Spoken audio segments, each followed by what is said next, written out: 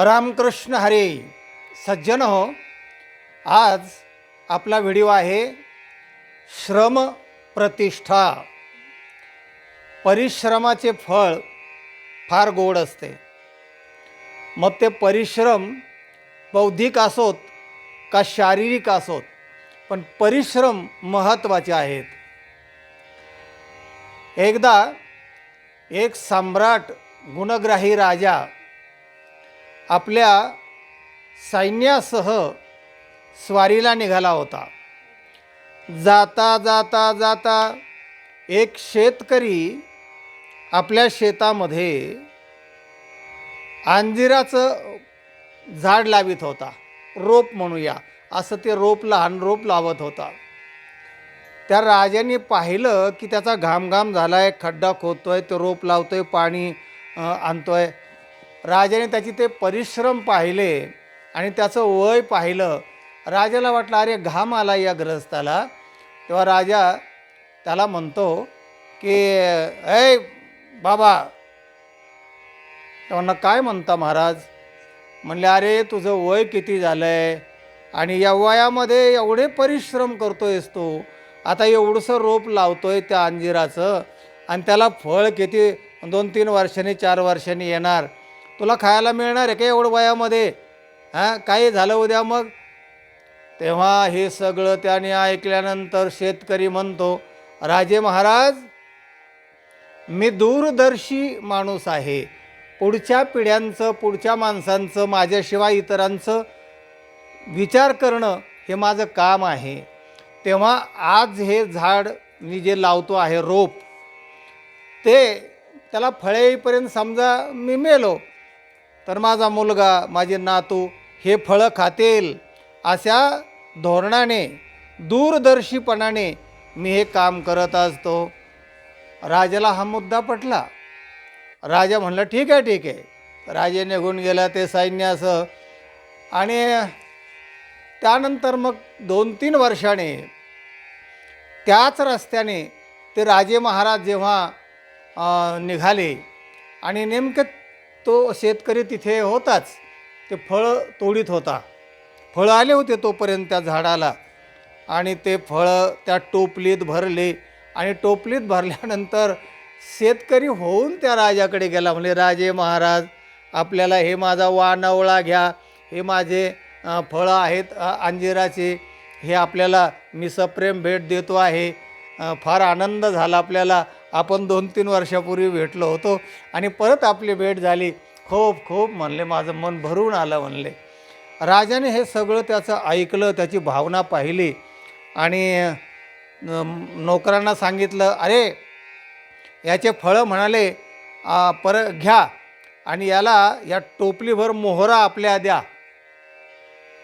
आणि सुवर्ण मोहरा मुद्रा त्या शेतकऱ्याला त्या राजाने दिल्यानंतर त्यालाही आनंद झाला. बापरे, राजे महाराजांची प्रसन्नता आणि त्यांच्याकडून मिळालेलं हे अमूल्य भरघोष बक्षीस त्या शेतकऱ्याला जणू काय स्वर्गच खाली उतरलं, एवढा त्याला आनंद झाला. आणि मग त्या आनंदामध्ये जेव्हा शेतकरी घरी गेला आणि बायकोला ते टोपलीभर मोहरा दिला, चमकणाऱ्या मोहरा, आणि ती बाईला तर फारच आनंद झाला. म्हणजे अहो हे काय? म्हणजे राजे महाराजांनी दिल्यात. आणि ते म्हणत होते श्रमाचं फळ, श्रमप्रतिष्ठा आणि श्रमाचे फळ. आणि तो श्रमाची कदर करणारा राजा होता. आणि म्हणून आमची 2-3 वर्षापूर्वी भेट झाली होती. पण आत्ता मी त्यांना जेव्हा फळं दिली ना, तेव्हा माझे ते श्रम आणि आत्तापर्यंत फळं येईपर्यंत केलेले श्रम याचा काहीतरी राजाने विचार केला असला पाहिजे. आणि म्हणून त्याने ते फळाच्या मोबदल्यामध्ये या मोहरा दिलेल्या आहेत. त्याला फार आनंद झाला.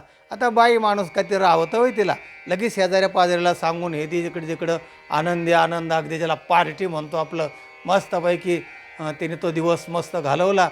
पण शेजारीन जी होती ना, तिला माहीत झालं, अगं बाई हे तुला कसं काय मिळालं?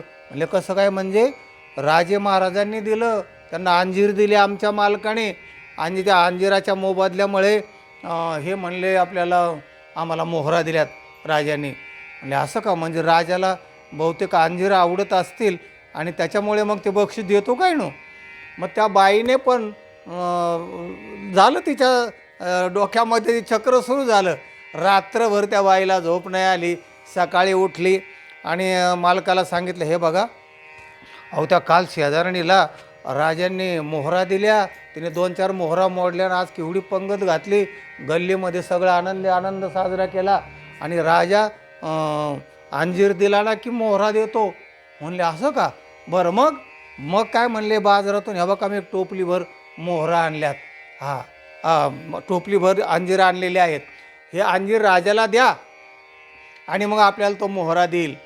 आणि मग त्या गृहस्थाने ते टोपली घेतली आणि त्या दरबारामध्ये गेल्यानंतर दरबार भरण्यापूर्वीच तो तिथे पोहोचल्यानंतर राजे महाराजांनी ते स्वीकारलं. काय म्हणले, हे का, म्हणले अंजीर आणलेत महाराज, आपल्याला फार आवडतात आपल्याला अंजीर आणि अंजिराचं तुम्हाला फार हे कौतुक करता तुम्ही अंजीर देणाराचं वगैरे वगैरे. तेव्हा याचा हेतू त्या राजाला कळला. अरे हा पॉलिटिकल माणूस दिसतो आहे, त्याला माहिती झालं वाटतं काल मोहरा दिलेला कोणीतरी आणि त्याचा हा मोबदला. त्या राजाला त्याचा राग आला. आळसी माणूस, त्याला मी परिश्रमाचं कौतुक करणार आहे, अंजिराचं नव्हे. राजाने सांगितलं, हे बघ तुझं मला कळले भावना.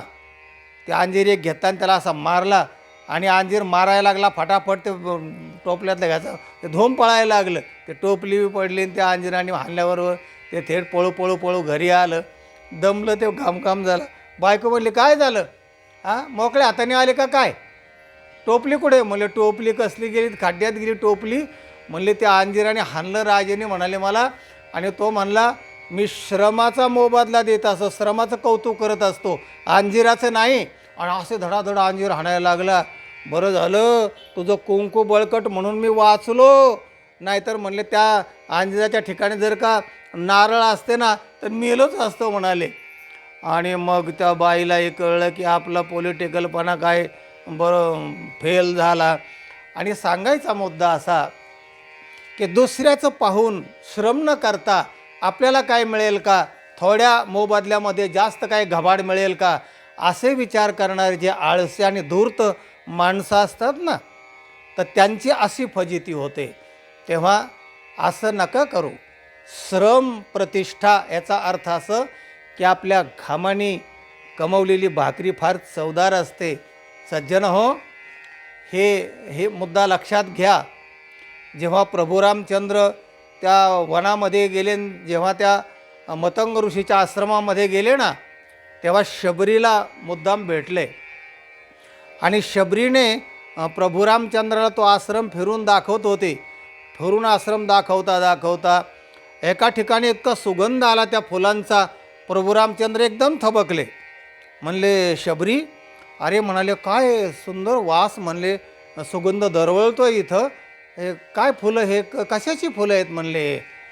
तेव्हा शबरी म्हणाली, प्रभू घर्मजानी कुसुमानी, घर्मज म्हणजे घामाची फुलं आहेत हे, म्हणजे मला कळलं नाही म्हणले. म्हणले प्रभू, एकदा मतंग ऋषी आणि आम्ही रानामध्ये लाकडं तोडण्यासाठी गेलो होतो. जळण उन्हाळ्याचे दिवस होते आणि लाकडं तोडून जे मोळ्या डोक्यावर घेऊन आम्ही ओझे डोक्यावर घेऊन जेव्हा येत होतो ना, आमचा घाम झाला होता, ऋषीचाही घाम झालेला होता.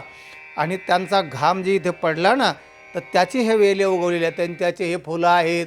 तेव्हा घर्मजा आणि कुसुमानी ही घामाची फुलं आहेत म्हणून हे इतके सुगंधी आहेत. घामाचे जे मिळालेलं असतं ना फळ, ते फार सुगंधी असतं आणि ते फार कौतुकास्पद असतं, गोड असतं, असा त्याचा अर्थ आहे. आणि म्हणून श्रमाला पर्याय नाही आहे. अतिशय श्रमाचं महत्त्व. एकदा असंच झालं, पांडुरंगाचे परम 2 भक्त नामदेव आणि ज्ञानदेव, त्यांना एकदा असंच वाटलं की आपल्यासारखे महान भक्त नाहीत कोणी. ज्ञानदेवाला वाटलं मी महान योगी आहे, योग्यांना मी हरवणार, अमुक करणार. आणि नामदेवाला वाटलं मी काय रोज देवाला जीव घालतो, देव माझ्याशी बोलतो, त्यामुळे आमच्या दोघांशिवाय मोठे भक्त कोण, नाम आणि ज्ञान. यांना थोडीशी गची बाधा झाल्याबरोबर ते देवाला काही आवडलं नाही. तिळभरी जरी होय अभिमान, मेरू तो समान भार देवा. भगवान जरा गप्पच झाले. भगवान गप्प झाल्यावर यांनी पाहिलं, म्हणले देवा काय नाराज दिसत आहेत आपलं. म्हणजे तसं काही नाही आहे. झालं भक्तांचं वगैरे डोक्यात असतं. म्हणले आम्ही आहेत ना भक्त, आमच्यासारखे दुसरे कोण भक्त आहेत. म्हणले अरे बाबा, दुसरे भक्तसुद्धा तुमच्या पेक्षा मोठे भक्त असू शकतात ना. हां, असू शकतात म्हणजे आहे का असं कोणी. म्हणले आहे का, दाखवू का तुम्हाला एखादा भक्त असा. हो हो दाखवा म्हणाले. आणि मग नामदेवाला आणि ज्ञानदेवाला घेऊन भगवान निघाले आणि सावतोबाच्या मळ्यामध्ये त्यांना नेलं. लांब उभं राहिले. सावतोबा मोठ हाकीत होते आणि मोठावरचं गाणं गात होते ते सावतोबा. ऐका म्हणाले सावतोबा काय म्हणतात ते गाणं ऐका. तुम्ही जे गाणं गाता आणि गाण्यात सगळं हे सगळं तुमचं मी ऐकतो आहे, पण त्या ह्या गाण्यामध्ये काय अर्थ आहे, काय परमार्थ आहे ऐका. बघा ते काय म्हणतोय तो. आणि सावतोबा मोठ चालवताना गाणं काय म्हणत होते. कांदा मुळा भाजे भाजे, कांदा मुळा भाजे. बैल चालायला लागायचे लगेच. आवघी विठाबाये माझे, कांदा मुळा भाजे. आणि बैल त्या राहटगाडग्याचा त्या चाकाचा आवाज गँग गँग गँग यायचा आणि असं गाणं म्हणायचं. लसूण मिरची कोथंबिरी आवघी व्यापिली पंढरे, कांदा मुळा भाजी सावत्याने केला मळा, विठ्ठल पायी लाविला लळा, कांदा मुळा भाजी. करून ते बैल चालायचे. आणि ते असं पांडुरंगाविषयी सगळ्या कर्मामध्ये आमचा पांडुरंग आहे आणि कांदा मुळा भाजी अवघी विठाबाई माझी, अशा प्रकारचं सर्व व्यापक परमात्मा आहे. त्याचीच मी ही सेवा करतो आहे. तोच माझा परमार्थ आहे. कर्मामध्ये सुद्धा इतका व्यापकपणा सावतोबाचा होता. आणि म्हणून याने ते गाणं ऐकलं आणि त्याचा अर्थ समजण्याइतके ते सक्षम होते. त्यांचा गर्व खराश्री खाली आला आणि भगवंताला म्हणले, भगवान समजलं तुम्हाला काय म्हणायचं ते. लांबूनच सावतोबांना नमस्कार केला आणि ते गेले. आणि मग त्यांना समजलं का अरे असे सुद्धा आहे. बघितलं ऐकलं का म्हणले, बघितलं का त्यांचं गाणं ते. अरे मी वेटेवर आहे, मला जीव घालता माझ्याशिवाय करमत नाही, मी योगी आहे, मी ज्ञानी आहे. हे मंदिरापुरतं लोकापूर थोड्या ठीक आहे, पण सर्वव्यापी कर्मामध्ये देव पाहणं म्हणजे समेष्टीमध्ये पाहणं हे फार महत्त्वाचं आहे. आणि ते सावतोबाला कळलेलं आहे आणि ते त्याच्यामध्ये त्या दृष्टीने पाहत असतात आपल्या कर्मामध्ये. सांगायचा मुद्दा असा की श्रम शेतकऱ्याचे, मग ते सावतोबाचे असतील किंवा त्या अंजीरलाचं रोपटं लावणाऱ्या शेतकऱ्याचे असतील, तेव्हा त्याचं फळ फार मधुर असतं हे लक्षात घ्या. आणि शारीरिक श्रम असो अथवा बौद्धिक असो, श्रम करा, श्रमाचं फळ गोड मिळेल आणि आपल्या जीवनामध्ये आनंद निर्माण होईल. हा या व्हिडिओचा आजचा संदेश आहे. हा व्हिडिओ इतरांना पाठवा, प्रेरणादायक आहे. दुसरे यातून काहीतरी प्रेरणा घेतील आणि आपलं जीवन आनंदमय मंगलमय करतील. आणि चॅनलला सबस्क्राईब करा. रामकृष्ण हरी.